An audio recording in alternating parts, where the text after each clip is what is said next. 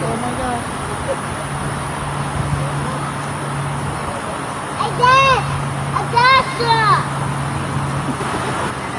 That sign's catching a lot of debris.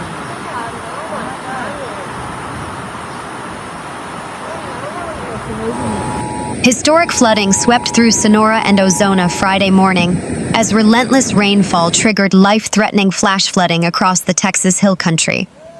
This video captures the rising waters, damaged roadways, and dangerous conditions unfolding as emergency crews responded, and residents were urged to seek higher ground. Authorities continue to monitor the situation as floodwaters impact communities across the region. Torrential rains have claimed 2 lives in Texas, and the threat isn't over yet as the state braces for more dangerous flash flooding Friday. Emergency services have already conducted 230 rescues this week, including a dramatic helicopter operation that saved a man and his dog from a submerged truck. Early Friday, the National Weather Service issued a flash flood emergency for Sonora, a city in Sutton County, located approximately 170 miles northwest of San Antonio. Local authorities were actively engaged in rescue operations, with the sheriff's office utilizing a boat to save 1 individual. Residents in low-lying areas along the Dry Devils River were urged to evacuate, though the request remained voluntary, according to Chief Deputy Jon Gann. "The water's up to the top of the banks," Gann stated. "If we get any more, we're going to be into homes." Flash flood warnings extended across several other counties in the Texas Hill Country, a region still recovering from devastating floods just a year prior. Flood warnings are expected to persist through the weekend in many downstream locations, where rainfall is now tapering off.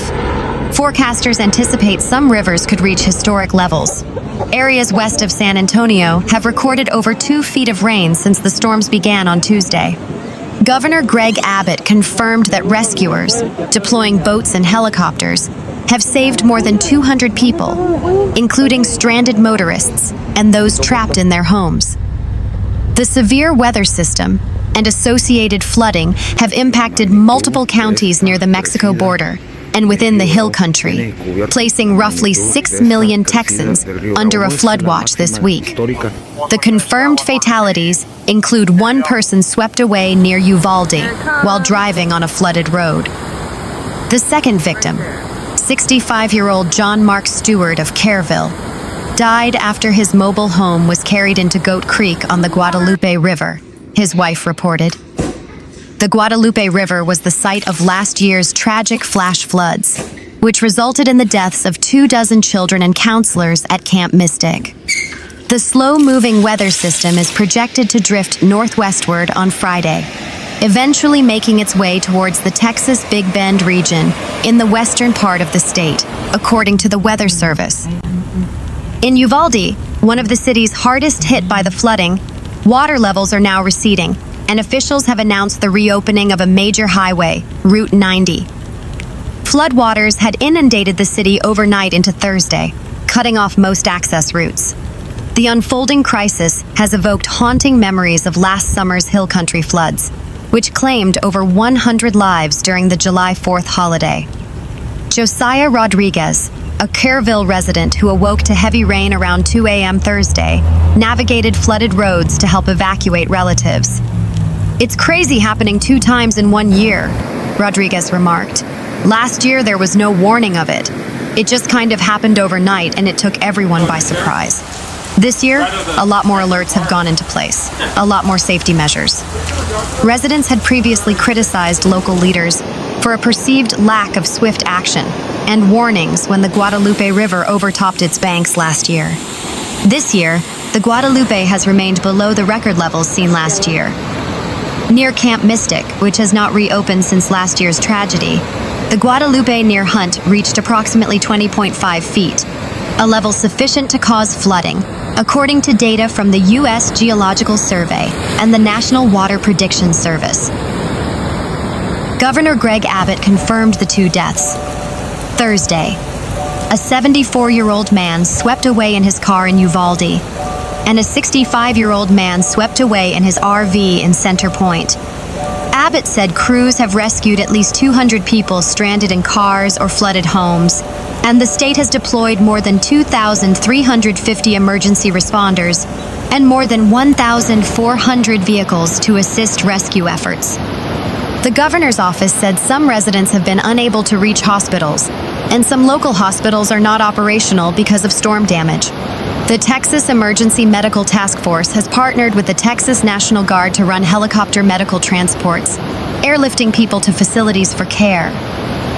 Abbott held a press conference in Uvalde Friday afternoon on the state's ongoing response to severe storms and flash flooding alongside state and local emergency management and public safety officials.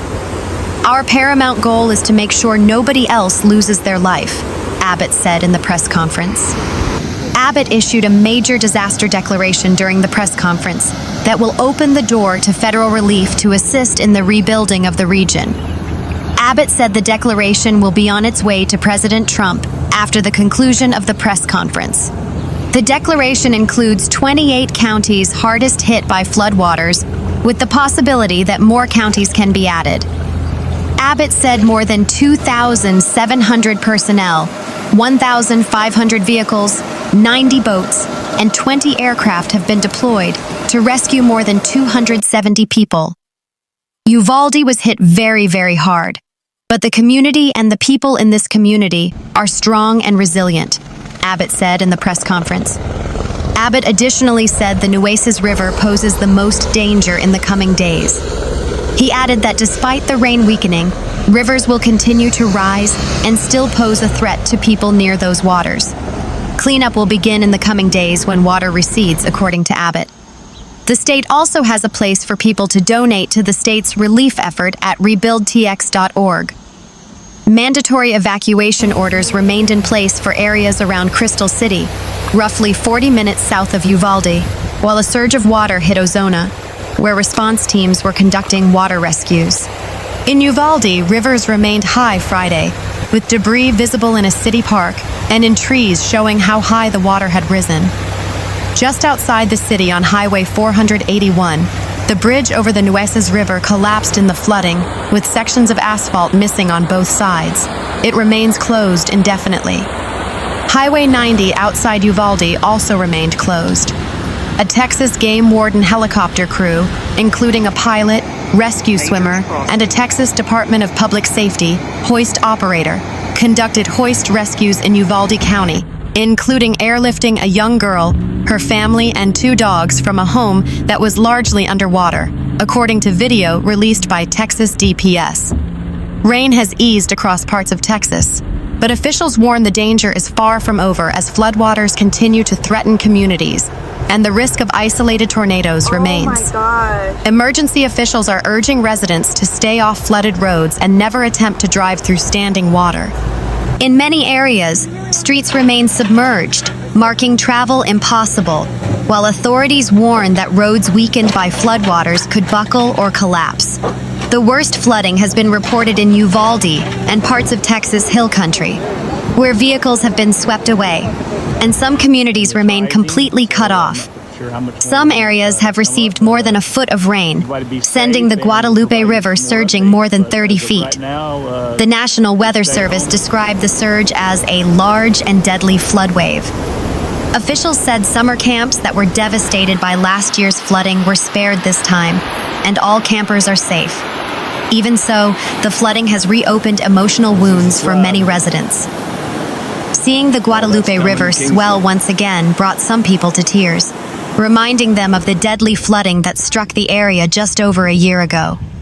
Officials said warnings were issued earlier than they were last year. Evacuations began sooner, and many families left before conditions deteriorated. Still, residents who remained said floodwaters have left them stranded. So people really can't get anywhere, Uvalde resident Carmen Rodriguez said. Our main street is closed and can't go east or west right now, but we're hoping for the best. Another resident, Toby Guerrero, said flooded roads have made it impossible to access essential services. I can't get through to the local grocery store or the Walmart, Guerrero said. My wife got sick, and I need to get prescriptions for her. I can't get through. In that sense, it's pretty bad. Governor Gregg Abbott has declared a disaster across dozens of counties as recovery efforts continue. Officials are urging residents to follow evacuation orders, avoid floodwaters, and never drive around road closure barricades, warning that conditions can change rapidly even after the rain has stopped.